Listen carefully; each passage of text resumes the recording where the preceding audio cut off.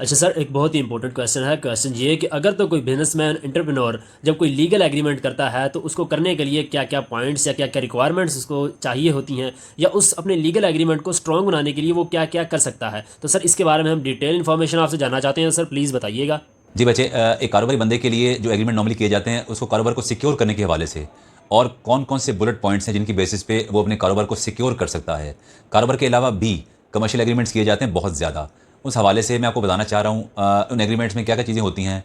सबसे पहले पार्टियों के नाम होते हैं इसके अंदर, और पार्टियों के नाम के अलावा हमने पर्पज़ ऑफ एग्रीमेंट इन्फॉर्म करना होता है।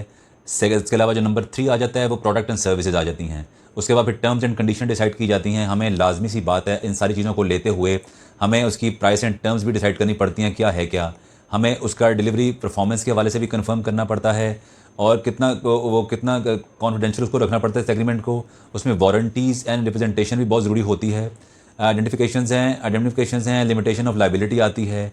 उसके अलावा हमने डिस्प्यूट रेजोल्यूशन भी देखना है, कल को किसी टाइम पे कोई लड़ाई होती है उसको कैसे सिक्योर किया जाता है। वो सारे पॉइंट्स हैं जिनको शामिल किया जाता है। इसके साथ साथ अगर कभी को किसी पार्टी को नोटिस देना हो, नोटिस वाला सिलसिला भी इसके अंदर शामिल हो जाता है। एंड में जो सबसे कॉमन चीज़ आती है वो सिग्नेचर्स, इस एग्रीमेंट को सिक्योर करने के हवाले से। आज मैं आपके साथ, मेरी चूँकि लॉ फर्म माशाल्लाह काफ़ी इंटरनेशनल लेवल के एग्रीमेंट्स भी कर रही है।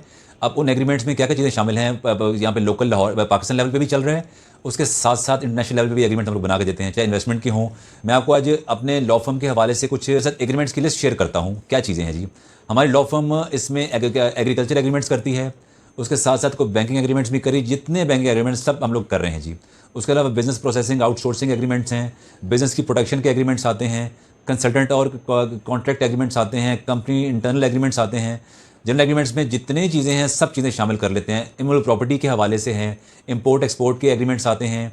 उसके अलावा इंश्योरेंस के एग्रीमेंट्स हम लोग करके दे रहे हैं, इंटेलेक्चुअल प्रॉपर्टी एग्रीमेंट्स हैं। उसके अलावा इंफॉर्मेशन टेक्नोलॉजी के एग्रीमेंट्स हैं, मैन्युफैक्चरिंग के एग्रीमेंट्स हम लोग करते हैं, रियल एस्टेट के एग्रीमेंट भी हम लोग कर रहे हैं। उसके अलावा सेल्स एंड मार्केटिंग के कर रहे हैं, सर्विसेज एग्रीमेंट हैं। इसके अलावा जो सबसे कॉमन किया जाता है वो है जी trade and small shopkeepers agreement.